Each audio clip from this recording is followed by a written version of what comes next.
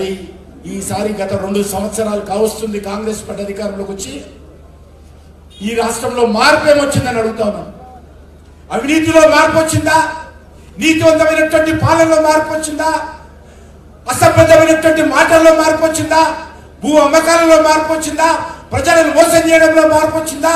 ఇచ్చినటువంటి హామీలు నిలబెట్టడంలో మార్పు వచ్చిందా? దేంట్లో వచ్చిందో ఈరోజు రాహుల్ గాంధీ చెప్పాలి, రేవంత్ రెడ్డి చెప్పాలి.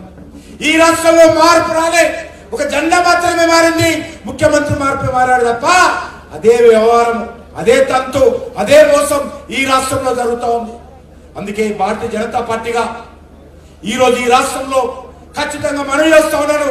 మీరు అమలు చేసినా చేయకపోయినా భారతీయ జనతా పార్టీ అధికారంలోకి వచ్చిన తర్వాత ఖచ్చితంగా మేము 42% ముస్లింలకు ఉన్నటువంటి 10% తీసేసి 42% బీసీ సామాజిక వర్గాలకు రిజర్వేషన్ కల్పిస్తామని ఈ సందర్భంగా మనం చేస్తున్నాం.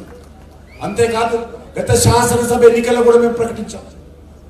గతంలో రాజశేఖర రెడ్డి గారు ముఖ్యమంత్రిగా ఉన్నప్పుడు 4% ముస్లింలకు మతపరమైన రిజర్వేషన్ ఇచ్చారు. ఇదే హైదరాబాద్ హైకోర్టు ధర్మాసనం ఈ రకంగా మతపరమైన రిజర్వేషన్ తప్పు, అన్కాన్స్టిట్యూషనల్, రాజ్యాంగ వ్యతిరేకము, మతపరమైన రిజర్వేషన్స్ డాక్టర్ బాబాసాహెబ్ అంబేద్కర్ అంగీకరించలేదు కాబట్టి రాజ్యాంగంలో పొందుపరచలేదు. ఈ రోజు మీరు మతపరమైన రిజర్వేషన్స్ తప్పు అని చెప్పి రాష్ట్ర హైకోర్టు కొట్టేసింది. 1 కాదు 2 సార్లు కొట్టేస్తే సుప్రీంకోర్టులో స్టే తెచ్చుకొని 4% రిజర్వేషన్ అమలు చేస్తా ఉన్నారు. గత శాసనసభ ఎన్నికల్లో కూడా భారతీయ జనతా పార్టీ ప్రకటించింది. ఇప్పటికీ అమలులో ఉన్నటువంటి ఆ 4% రిజర్వేషన్స్ కూడా భారతీయ జనతా పార్టీ అధికారంలోకి వచ్చిన తర్వాత ఖచ్చితంగా ఆ 4% కూడా ఎస్సీ ఎస్టీ బీసీలకు అవి కూడా మేము ముస్లింలు మతపర రిజర్వేషన్ తొలగించి బీసీ ఎస్సీ ఎస్టీలకు ఇస్తామని మరి వస్తుంది. ఎందుకు చెప్తా ఉన్నానంటే భారతీయ జనతా పార్టీ ముస్లింలకు వ్యతిరేకం కాదు. ఈ బీసీ రిజర్వేషన్ కింద 10% రిజర్వేషన్ పరిధిలో లేనటువంటి అన్ని వర్గాలకు కూడా అందించే ప్రయత్నం భారతీయ జనతా పార్టీ ప్రభుత్వం, మోడీ గారి ప్రభుత్వం చేసింది. ఈరోజు అది క్రిస్టియన్స్ కావచ్చు, ముస్లిమ్స్ కావచ్చు, ఆ 10% రిజర్వేషన్స్ కింద వాళ్ళందరికీ లబ్ధి పొందిస్తున్నాం, వాళ్ళందరికీ అవకాశం కల్పుతున్నాం. కాబట్టి ఈరోజు ఆ రకమైనటువంటి మతపరమైన రిజర్వేషన్స్ కాకుండా ఈ బీసీ పేరు మీద అనేక వర్గాలను కూడా ఆలోచన చేసి నరేంద్ర మోడీ గారి ప్రభుత్వము ప్రతి ఒక్కరికి న్యాయం చేసేటువంటి ప్రయత్నం చేస్తా ఉంది. అందుకే ఈరోజు చాలా పెద్ద ఎత్తున మనం ఉదయం నుంచి కూడా ఈ ధర్నా కార్యక్రమం చేస్తా ఉన్నాం. ఇది ప్రారంభం మాత్రమే. రానున్న రోజుల్లో ఈ ఉద్యమాన్ని మరింత ముందుకు తీసుకెళ్లాల్సిన అవసరం ఉంది. ఇచ్చినటువంటి హామీ ప్రకారం కాంగ్రెస్ పార్టీ బాధ్యత ఈరోజు 42% రిజర్వేషన్ అమలు చేయాలని మనసులో లేదు.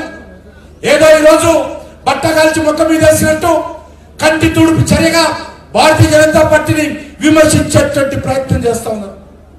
ఢిల్లీలో చూస్తే ఉదయం లేస్తే సాయంకాలం వరకు రాహుల్ గాంధీ మరి తెలంగాణ గురించి మాట్లాడతాడు. తెలంగాణ పెద్ద ఆదర్శం అని మాట్లాడతాడు. ఏం ఆదర్శం అని అడుగుతా ఉన్నాం. మతపరమైన రిజర్వేషన్స్ ఇవ్వడం ఆలస్యమా? బీసీలకు వెన్నుపోటు పరిచి బీసీలను గొంతు కోసేది ఆదర్శమా? ఈరోజు రాహుల్ గాంధీ చెప్పాలి. ఈ రాష్ట్రంలో మీరు బీసీలను గొంతు కొల్చేటువంటి ప్రయత్నం చేస్తా ఉన్నారు, అన్యాయం చేసేటువంటి ప్రయత్నం చేస్తున్నారు, రిజర్వేషన్ తగ్గించేటువంటి ప్రయత్నం చేస్తా ఉన్నారు. మీరు దేశంకే ఈరోజు రేవంత్ రెడ్డి ఆదర్శం, దేశానికే కాంగ్రెస్ పార్టీ ఆదర్శం అని రాహుల్ గాంధీ పదే మాట్లాడుతున్నారు, మభ్యపెట్టే విధంగా ప్రయత్నం చేస్తున్నారు. కాబట్టి ఖచ్చితంగా రానున్న రోజుల్లో భారతీయ జనతా పార్టీ కార్యకర్తలుగా ఈ రాష్ట్రంలో ఉన్నటువంటి బీసీ సామాజిక వర్గాలను కూడా అర్థం చేసుకోవాల్సిన అవసరం ఉంది. ఏదైతే రాహుల్ గాంధీ, రేవంత్ రెడ్డి ఇద్దరు కలిసి బీసీలకు వ్యతిరేకంగా తెలంగాణలో, దేశంలో కుట్ర చేస్తా ఉన్నారు, ఆ కుట్రను అర్థం చేసుకోవాల్సిన అవసరం ఉంది.